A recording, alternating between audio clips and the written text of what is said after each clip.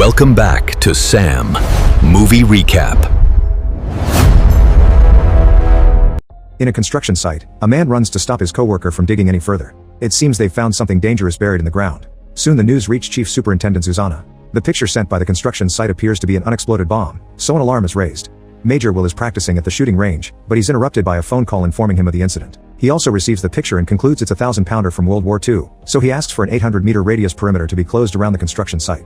The police and the military quickly take over the area and start evacuating all the neighbors. In a building next to a bank, a cop knocks on an apartment and nobody comes out, so he assumes it's empty, but someone is moving in the darkness. Meanwhile, Raheem helps his elderly parents leave the building. When Will arrives at the construction site, he watches the bomb from afar and orders his men to drain the liquid surrounding it. They must also build some protection around the foreman's cabin, which they'll use as their command post. Then Will shows his team a video of a bomb that they couldn't contain 2 years ago. The explosion blew up a good part of that town, so they need to be careful. A map of the building site shows many electricity cables, so they'll have to cut off power in the whole area. On the street, a civilian ignores the cops' warnings and runs past them to try to retrieve his laptop, and the cops have to chase him. Moments later, the police announce that the area has been successfully evacuated, unaware that in the dark apartment Corrales and his friends are hiding.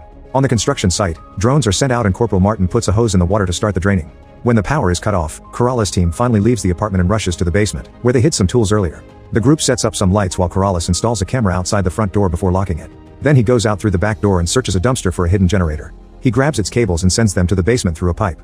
After Corrales installs another camera by the alley gate, the team starts breaking down the basement wall with power tools. On his way back, Corrales is startled by a fox, but ignores it. At the police station, Susanna worries because she notices something moving on the street, so she asks her men to send the drone after it. However, it's just the fox.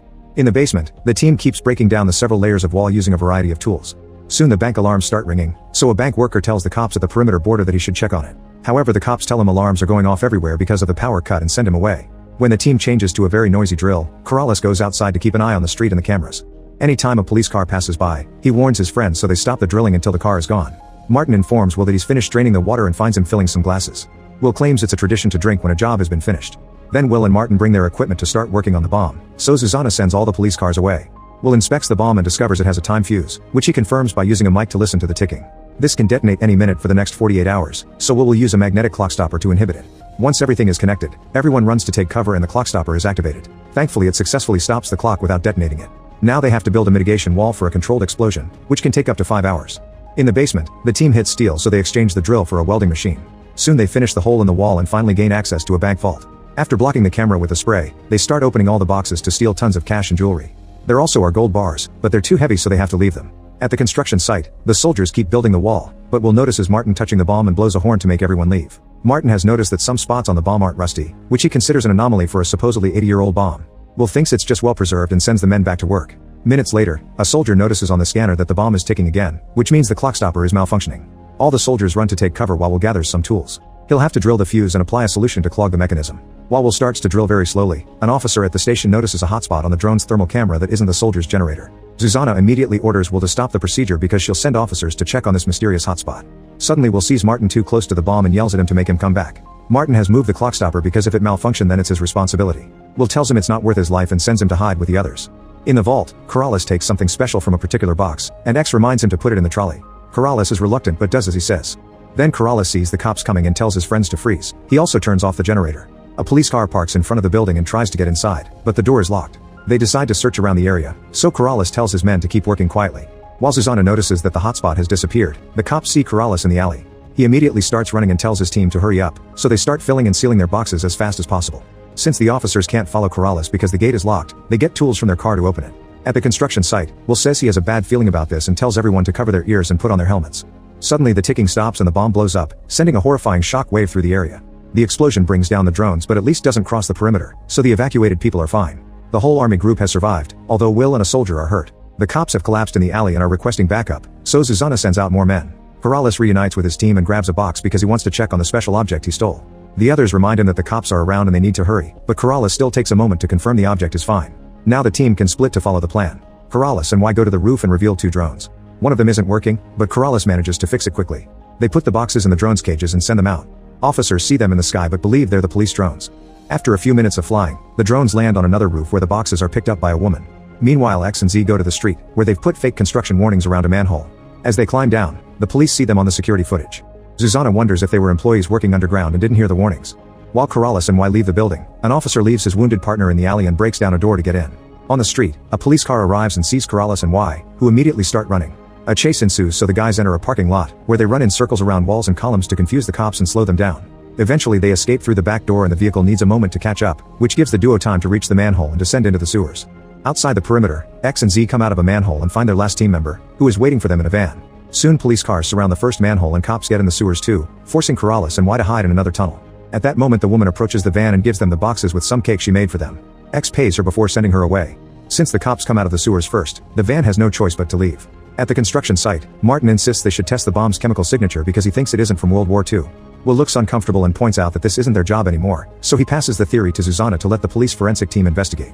At that moment the officer in the building discovers the hole in the basement and the robbery, so he reports it and Susanna sends out a team to look for the robbers. When Corrales and Y finally come out of the manhole, they call their friends and the van quickly picks them up. Corrales immediately asks for the boxes to check on his object again. When the van reaches a checkpoint, they give the police some fake paperwork to pretend they're workers from London Water. The officers believe them and let them pass. At the station, Susanna looks at screenshots of the men who went into the sewers and notices the London Water logo on their clothes, so she asks her men to look for it. The cops at the checkpoint tell her about the van with the same logo that just left. Meanwhile the robbers park in a garage, where they change the license plate and remove the logo from their clothes and the van. Then they return to the road and finally manage to leave the city, so they celebrate. While the police investigate the vault in the building, Rahim approaches the checkpoint and explains that his family has a flight to catch, so he wants to get their bags from his apartment. When the cops hear that he lives in the crime scene, they let the family come back for a witness statement. At the construction site, two superior officers arrive and demand to know why Will didn't report the anomaly, commenting on his history of insubordination. Will claims that his priority was to take care of the bomb and save the city. Then Will shares some drinks so his team can celebrate, although he pours his on the ground instead of drinking it. At the police station, Susanna interrogates the family. Rahim explains that two men showed up at his door wearing blue overalls. They had papers from the landlord and asked for the keys to the basement cellar to put away some tools. His father didn't want to help them, but Rahim knows that as immigrants, whenever someone official looking approaches them they have to cooperate to avoid trouble. Rahim gave the men the keys, but he had no idea of their real intentions. Eventually the robbers reach a safe house in the countryside, where they take off their clothes to burn them together with the van. Forced to undress, Y and Z reveal they stole a few extra things for themselves, including gold. Then Corrales finally shows them the contents of the special object, uncut diamonds, which are worth 30 million.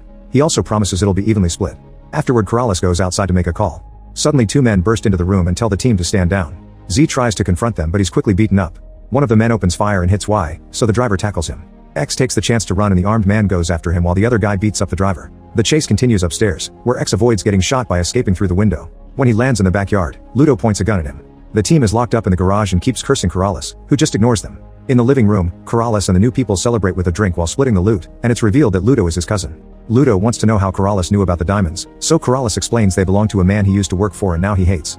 Some time ago, Corrales would fly into conflict zones and pick up under the radar stones. Then he would smuggle them out on his person and deposit them in his boss's bank account. However, his boss betrayed him, so now Corrales is seeking revenge. When Ludo asks for a diamond, Corrales agrees to let him have one, but he snaps when Ludo asks for more. Sensing something suspicious, Ludo wants to change the arrangement and asks for 50% of everything. An argument ensues and they don't stop yelling until Ludo smashes a tool on the table, destroying one of the diamonds. This shouldn't be possible, so Corrales desperately checks the other diamonds and is devastated to learn they're all fake. Corrales swears he didn't know about this, but Ludo doesn't believe him and makes his men capture him. The thugs hold Corrales' hand on the table and Ludo smashes it with a tool, asking for the truth. Corrales insists he wasn't behind this, so Ludo takes all the loot and makes his men throw Corrales in the trunk of his car. The group leaves while the original team is still stuck in the garage. Meanwhile, all the residents are allowed to return to their homes. Power isn't back yet, so Rahim's family has to carry the father's wheelchair up the stairs. While the family grabs their things, Rahim goes to the roof and gets the bag of real diamonds from a pot. Then he returns to his room and cuts a suitcase's handle to hide the diamonds inside while assuring his brother that everything went fine. Will also goes home and showers to clean his wounds. At that moment he gets a call from his superior officers. It's been confirmed by forensics that the bomb isn't from World War II. In fact, it's been traced back to the army. We'll have to show up tomorrow morning to discuss this. In the safe house, X manages to cut his rope on the edge of the van door. After checking on a very weak Y, he frees the others too. The driver manages to start the van without keys and uses it to hit the door until it brings it down. Unfortunately, it's too late for Y, who dies in Z's arms. Then X finds his tablet and reveals that he put trackers in all of the team's clothes, so he can get Corrales' location. The trio leaves in 2 cars to go after him. In Ludo's trunk, Corrales texts a mysterious number saying he's in trouble and sends his location. He keeps yelling to ask Ludo for mercy, but Ludo just plays music to cover the noise. In the army storage room, Martin runs a few tests on the clock stopper and discovers an extra chip, which reveals that the device was tampered with. At the police station, the cops finally trace the apartment paperwork to Corrales, who has a long history of crime related to theft and diamond smuggling. At the airport, Rahim and his family go through check-in without issues. On the road, X finds Ludo and tries to block him, so Ludo turns his car to avoid him. However, his friends approach from the other side and push Ludo's vehicle through a fence. Then X and his men surround Ludo's group, breaking a window to fight them for a gun. In the trunk, Corrales hears the music stop and a few gunshots. When the trunk is finally open, Z and the driver drag Corrales out. X covers his head with a plastic bag and starts to choke him, but suddenly X is shot in the neck. After the driver is shot in the leg, he and Z run to take cover and Corrales takes the chance to run to the shooter, who turns out to be Will. They've been working together all along, and now they escape together too. After they're gone, Z and the driver search Ludo's car and are happy to find the bag with the cash and jewels.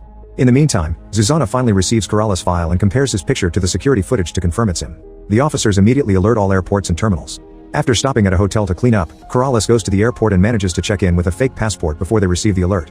When Martin comes to the police station to tell Zuzana about the chip, he also tells her that Will is known for being mad after his time in Afghanistan. He also recognizes the picture of Rahim because he was Will's interpreter. It was Will who helped Rahim's whole family move to the USA for safety. Looking at the files, Zuzana notices that Corrales was also in Afghanistan working in a gemstone mine. She sends an alert to capture Will and Rahim too. While Will leaves the country on a private plane, police officers rush to the airport to look for Corrales since he was seen there. However, Corrales manages to avoid them and boards the plane to escape. Meanwhile, Zuzana learns that Rahim's brother was the night security guard on the construction site. When she and her men make it to Will's house, they find a workshop and notes on how to modify a bomb. There are also newspaper articles about a badly planned attack in Afghanistan that caused the deaths of several people. In Istanbul, Corrales, Will, and Rahim sell the diamonds for an insane amount of money, which they split evenly among the three of them. Afterward they part ways so they can start a new life. 10 years ago, Corrales was double-crossed and kidnapped by his employer. He tried to fight the soldiers, who easily overpowered him and threw him in the back of a truck. In a town nearby, Will managed to make a peaceful deal with the locals thanks to Rahim's help. When they left town, Will and Rahim saw a vehicle on the road and ran to take cover, knowing it meant there were enemies hidden nearby. However, Will accidentally stepped on a pressure plate and the cables indicated that they were surrounded by explosives. At that moment, the trucks with Corrales' group showed up, and the hidden enemies opened fire to blow up one of them. While a gunfight began, Corrales ran to hide and found Will, so they made a deal to help each other. Will freed Corrales and sent him to find the box that controlled all the explosives. The enemies shot at him but Will provided cover. Corrales dug in the ground until he found a box with a grenade, so Will guided him on how to locate the right cables and cut them. This time both Rahim and Will provided cover since the enemies kept shooting in their direction. Once Corrales cut all the cables, Will was able to step away, and Rahim killed the last few enemies. The group only got to celebrate for a second before the grenade in the box was activated, but luckily they ran fast enough to avoid the explosion. In the present, Corrales uses the money to fulfill his childhood dream of buying a natural reserve in Africa that supposedly has diamonds. Rahim is building a multi-family compound and starting his own company, although he had to force his relatives to change their names. Will donates most of his money to a charity dedicated to clearing unexploded ordnance worldwide. Make sure to subscribe and turn on notifications so you can watch more videos like this. Thanks for watching.